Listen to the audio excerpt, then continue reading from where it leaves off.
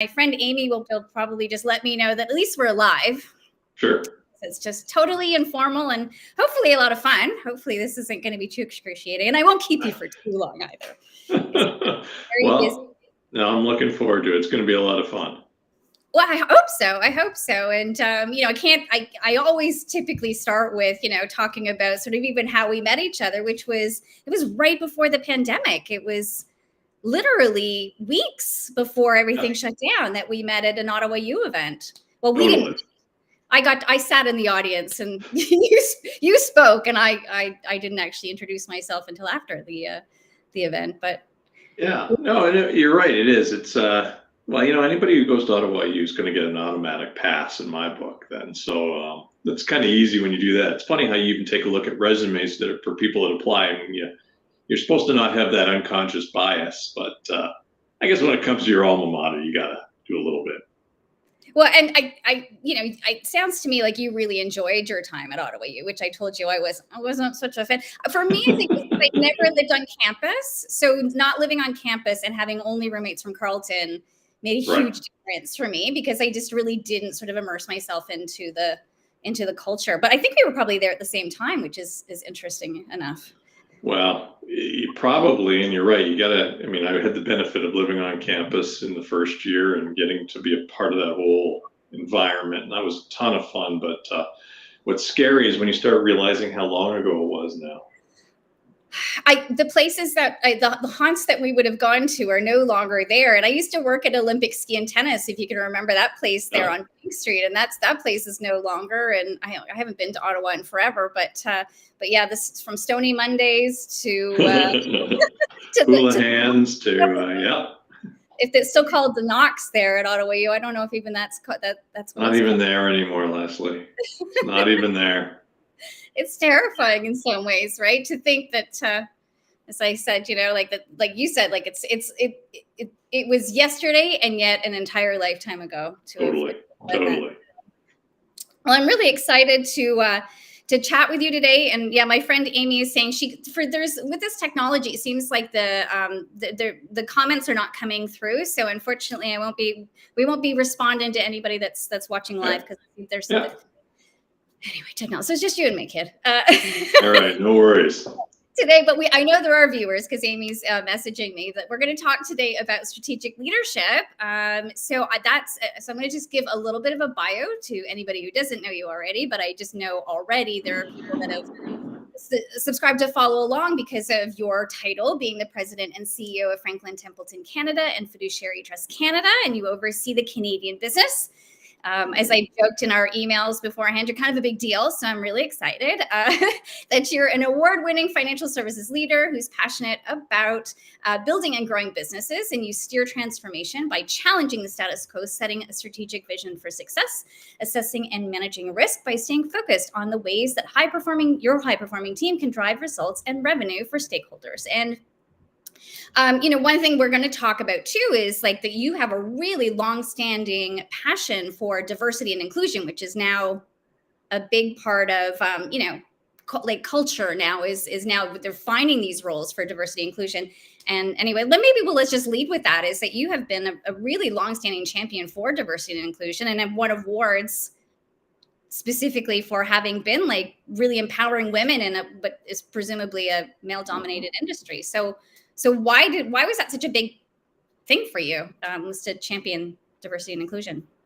Yeah, and I think, Leslie, it's first off, thanks for having me here.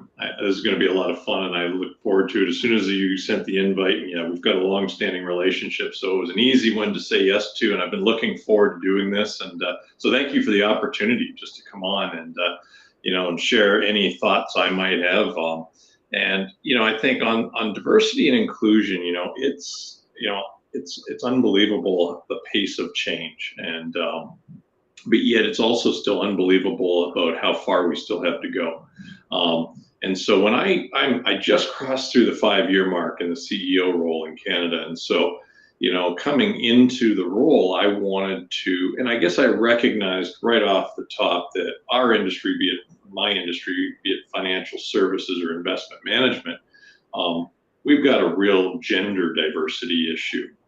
And believe me, I don't think that that's the only diversity issue we've got. There are lots of, facets to D&I and DEI. But from my standpoint, going back 5 years ago, I wanted to focus on gender diversity, and really wanted to. I recognize that internally at Franklin Templeton Canada, we had a lot of very strong women within the organization, but I wanted to make sure that we were giving everyone all of the best opportunities they can to build and grow and develop their careers, in order so we can keep people. We want to keep good, you want to retain good talent. And the last thing I wanted was to see some really high potential or high achievers, strong achievers, moving through their career and making a huge impact to our business and then leaving for their next opportunity. And so, wanted to keep the folks you had, but you also, in the same point, wanted to, be seen as an employer of choice. It's a competitive market out there. And if somebody is looking, and it's a war for talent, and if somebody has options and they go, you know what, I like what Franklin Templeton's doing, or I've got friends that work there, I like the culture, or what I understand to be their culture, well, then you want to position yourselves as an employer of choice. But, I'd say that we've started on this journey, and I go back to my earlier comment that, there's a long ways to go. And I think there's a long ways to go across so many different aspects of what we're doing. And how do you support broader D&I initiatives within our organization, beyond just, gender diversity? But that was our first step. And I think it's like anything else. In order to get to where you want to get to, you've got to start. And so this was our start, and then we'll look to continue on. But it's we've just got a great group of folks that I get the privilege of working with every day. So this was just, to me, this was just a natural one to embrace and get our organization rallying behind.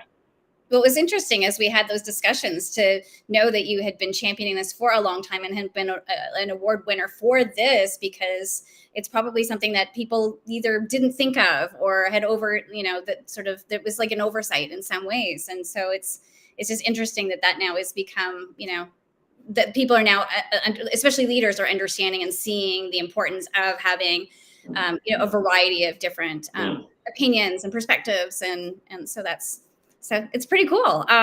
So really, what began your career with ultimately becoming a president and CEO of arguably what's a very, very well-known institution? So sort of how did you get to be where you're at?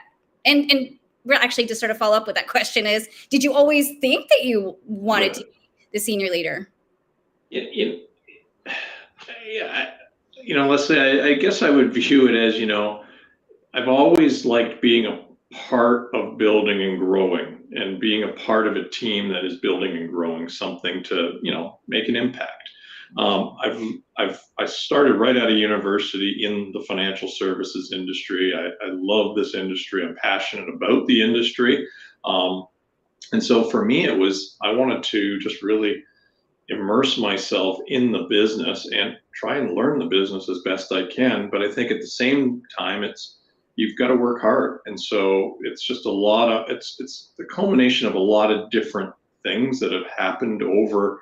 I mean, I graduated in '94, so it's not as if this has just kind of come about. And you got to lay out that path for success. And, I think, I've been very fortunate, and, throughout my career, to have met different people that have either, afforded me opportunities to try new things, or have opened doors, or have, even hired me into roles that, have all been. And, it's like anything else. It's, hindsight's 20/20. So you look back and you go, okay, you can see so much clearer then, but when you're going through it, you want to have a plan. And I think that's probably what it was always wanting to have a plan to grow and develop my career.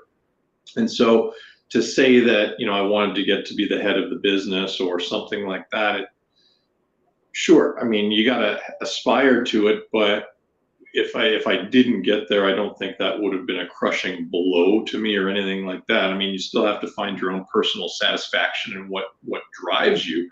But, wanting to have these goals out there, I think that's what keeps you moving. And, it's also about, not moving and jumping careers. So you try and be as practical or as methodical as you can, um, in order to try and get to where you want. But I think it really is just being, you've got to love doing what you're doing, and you have to enjoy working with the people you're working with. I mean, I think we'd all agree that we probably spend too much time, quote unquote, working. That we better enjoy what you're doing and enjoy the folks you're working with, because if not, find something different to do. Life's too short to just be feeling like we're stuck. And I know, obviously, over the past 2 years, we've all felt very stuck. Um, and as with all the different adversity, and obviously just with COVID and that. But you got to try and figure out what's going to get you up in the morning and get you excited. And so that's where coming into I've been with Franklin Templeton. It's hard to believe I've been with them for 18 years come April. And when I started with Franklin back in 2004, I never dreamt that that was again, we all grow, and when I say grow, I mean, like me, you get older. And so by doing so, you don't think of in 18 years where you're going to be. It's just, how do I make the biggest impact? How do I grow the business? How do I be successful in the role I'm in now? And by doing it, I firmly believe, hard work will be recognized, and give you different new opportunities. And that's what's been wonderful about Franklin Templeton, is that they have allowed me to and afforded me different, career opportunities within one firm without having to move. But it's all been about career advancement. So absolutely honored and feel privileged to be in the role I'm in, and to be working with such a great team. But yeah, I wouldn't say that it was that was the end all be all goal, but it was all about how do you make an impact and grow something, but and stay excited doing it at the same time. Well, you mentioned to me when we were working on your profile, so your background educationally is in economics, which, so that's that's kind of what drove you into the financial services industry. And also, like you mentioned that you were also where like you were in sales too. So do you think that those, like being a people person, because clearly you are, the reason why I'm saying this, I'm going to have to back up my thought a second, is that I was told years ago by somebody, and he was kind of being a little flippant with it, but he was sort of saying to me, Leslie, you're never going to be a CEO because you really don't love math. And I was like, oh, okay. I was a little offended at first because I'm like the CEO of me, but yeah, like I'm not a person who loves to look at numbers all day. That would not be my jam. But so as a CEO role, you do have to look at numbers and spreadsheets and P&L and all that other fun stuff.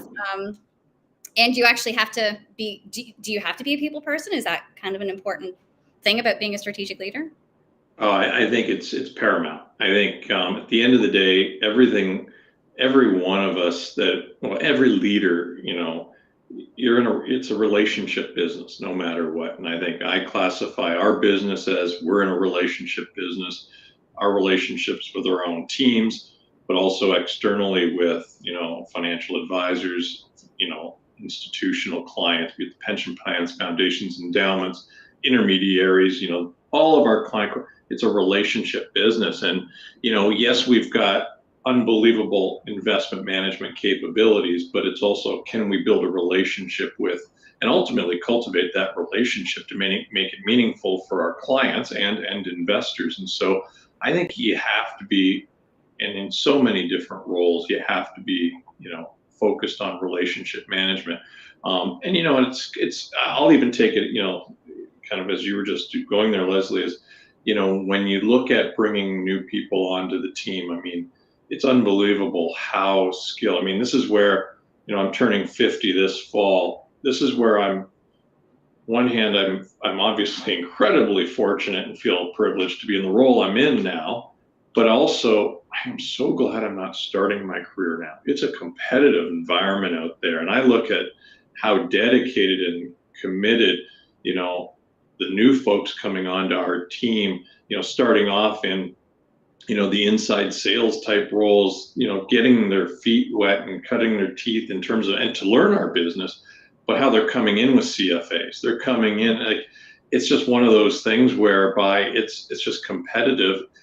And so you look at resumes that are coming in, and there are so many people that are so qualified, but at the end of the day, it doesn't mean they can carry on a conversation, doesn't mean they can build a relationship.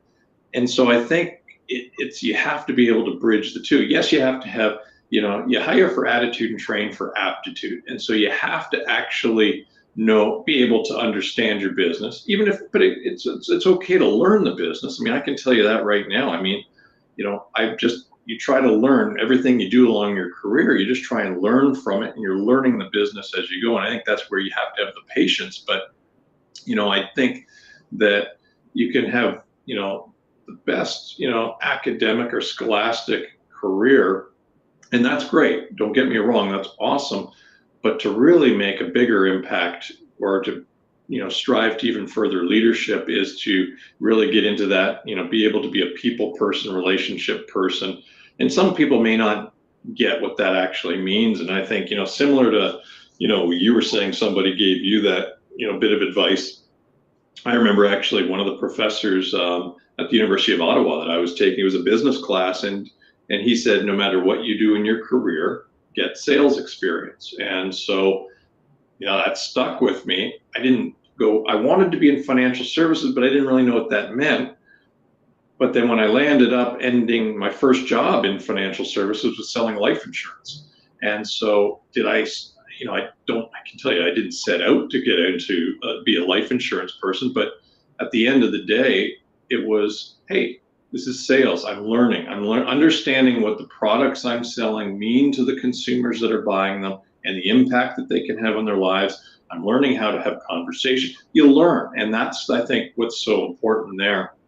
But yeah, I think you have to be able to build that relationship to step back. But that being said, if that's just not you, and you just love data, like, you were told, Leslie, without, math, I mean, I did my CFA level 1 and quite quickly realized I'm not the analytical type, I'm the relationship type. And so at that point, I'm like, okay, but if you're an analytical type and you love crunching the data and all that, have at it. That's awesome. There are lots of important roles within all companies for that. But you can still apply this notion of how to build a relationship, and its relationship with your coworkers, with your boss, with other people within the organization, to just network. And networking shouldn't be seen as a negative. It should be seen as a positive in terms of how do you learn more, and how do you get to understand the business you're working for more to then make more meaningful contributions. So even if you are that data-driven person, you're still having to figure out and define what relationship management means for you in that case. Well, absolutely. And I think that there haven't been anyway, very many courses in sales and building relationships and all those kinds of things. And so as Martin, we've got like Martin Buckland here has made comment, like people run every business, every leader has to ignite excitement and engagement with their employees. And that's so true, because ultimately every leader has to inspire and motivate people toward the common goal, which is the end user, the customer, the client, the stakeholders. How do you make them happy, right? So relationship management is crucial. And I wonder if people see that, and that usually people wonder if that's a really important role for leadership, is to be a people person. I mean, that's what, when you and I first connected, that was like what hit it out of the park right away. I was like, oh, this is not who I expect. You weren't who I expected you to be, because you were so social, like you were so comfortable and easy to talk with. And as I said, before we got on, it's like, I was nervous and intimidated to talk to you. And yet you're like just a regular person, you know?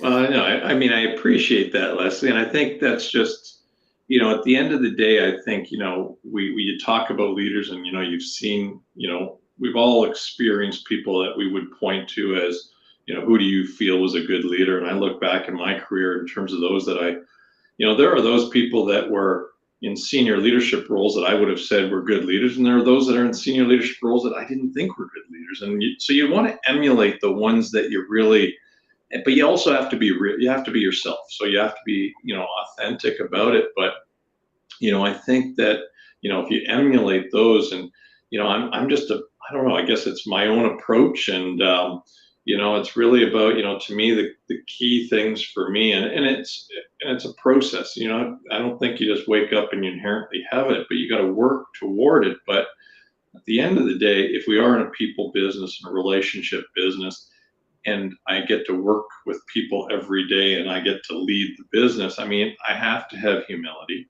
I have to have empathy.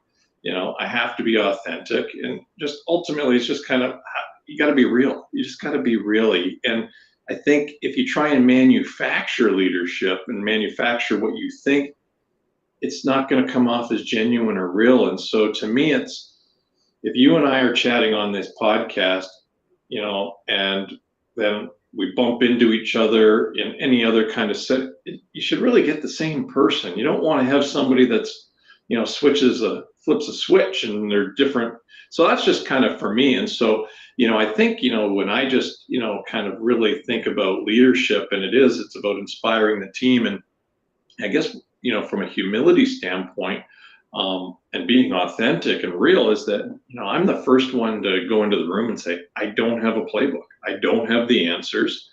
And I think that's maybe the misconception that people have, is that leaders are seen as I think the misconception is people thinking that leaders have the answers. I think leaders are the ones that are honest about saying, hey, I'll have an opinion and I'm going to be a part of the conversation, but I don't have the playbook for it. So I need everybody showing up and contributing their best ideas. Let's debate it out, bash it out around the boardroom table, and then you leave. And it's kind of, and you leave as friends and or work colleagues. And I'm not saying everybody you work with, you have to be their friend, but you know what I mean? It can be collegial, but you need to create an environment, though, where people feel safe enough to be able to do that and to share their ideas and to question, ideas. You don't want to say, I think we should do this, and have the whole room go, that's a great idea. Well, no, let's talk about things. Let's figure it out. So to me, I've always just been a big believer that we're going to, together, we're going to achieve a whole lot more than me just trying to, give anybody the direction. And quite frankly, too, it comes down to, if, in sales, you can't just say, go sell more. I mean, as much as I would like to be able to tell our sales team, go sell more, you got to ask yourself and say, am I giving them the tools and the resources they need to sell more? What do they need from me as the leader to make them more successful?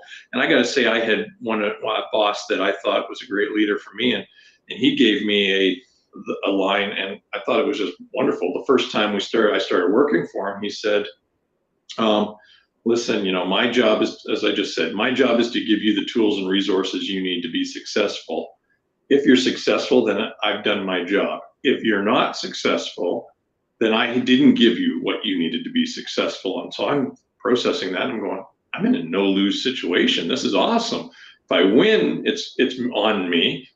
If I don't win, it's on him. So this is good. But I think it really, the more I think about that, the more I really believe that is the case. And that's, what you do. But you're right. It's about being able to get everybody going in the common direction you want to go, getting them excited about the vision, but then figuring out, how to go and to challenge the status quo along the way and be able to pivot. And so, that's really kind of how I view, leadership in terms of, what I think a good leader should be doing. And I think at the end of the day, too, good leaders need to be good listeners and to be able to listen to the team. Yeah, but at the end of the day, you're what is on the line when it comes to the final decision. Really, you're at the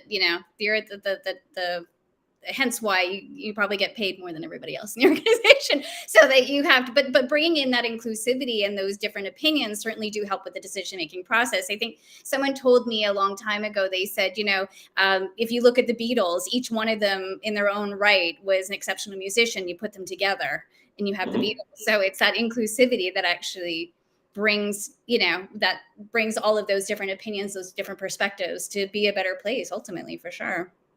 Mm-hmm. Yeah.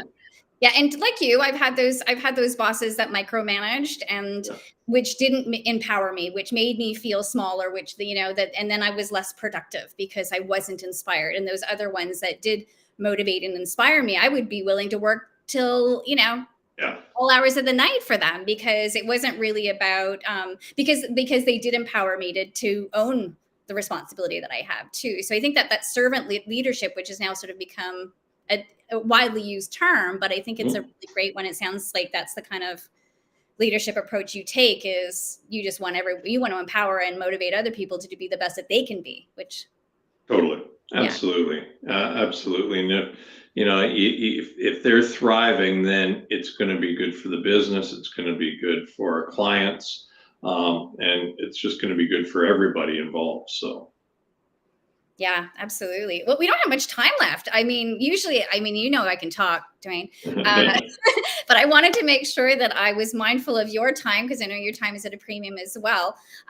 So I just really wanted to take the time to thank you so much for chatting with me today, for taking the time out of your busy schedule just to chat. Is there any motivational phrase or mantra or anything that you sort of, live by, that you want to leave people with to sort of, or Well, I don't know. That's you're setting it up for the big finale or the big reveal here, Leslie. But no, let me thank you very much for the opportunity again to come out. It was just great just to chat with you. It's gone by super fast, and I wish we had more time to it. But I mean, obviously, if I'm available if you want me to ever come back and carry on the conversation. But I would say, I think, just. I think it's more of what gets me up in the morning, excited to go to work each day. And really is, it's about the people that I get to work with. It's about the challenge and all of that, but it's about being able to just really feel like you're making a difference, and you're affecting change, and you want it to be positive change. And I think, you can take the safe route and, kind of move it along. But I think you've got to be, I guess I really look at it as you've got to be open to taking risks, and doesn't mean being risky, but open to taking risks and being open to not, open to failure. And, the flip side of not everything you're going to do is going to be successful. Be open to trying new things, taking those calculated risks. And really, I think it just sums up to, you want to be bold to be relevant. And, I think that's really what gets me going and what I try to do. And, and I've got a great team that I get to work with, that we're on that journey together. So. Well, having worked with some of your other team members, I know they all seem very happy to work with you, and I can understand why. I do want to leave you with one thing that actually, Sure. I don't know if you did. I don't know if you. Anyway, I'm just going to say it because my brain's running in all these different directions. Is something that you taught me in our conversation, was this really cool way of. How do I even frame this? Okay, so what happened was there was a question I asked you, and I think I don't know if you were stumped or if you were just sort of processing it, and you said, "Well, can you give me an example of what you're looking for?" And I was like, "Ooh, that's such a really cool way of sort of putting the onus back on the person who's asking you the question to clarify the question and give you a little bit more time to think." So I use that as a tip now. Can you, if the question's challenging, can you give me an example of what you're looking for? And I was like, Yeah. oh, that's so good. So thank you for that, because I was like, that's such a really cool way of asking the question without saying I don't know what you want me to tell. Anyway, well, I told you there's a guy here that's fixing our roof, because I think there's a little squirrel that is living above my head here. So you might be hearing some drilling. So on that crazy note, I'm gonna sign off, and thank you again so much for taking the time to chat with me today. Great. Thanks, Leslie. It was great to see you again. Thank you so much for having me on. I really appreciate it. Okay, we'll talk to you soon. Bye. See ya. Take care.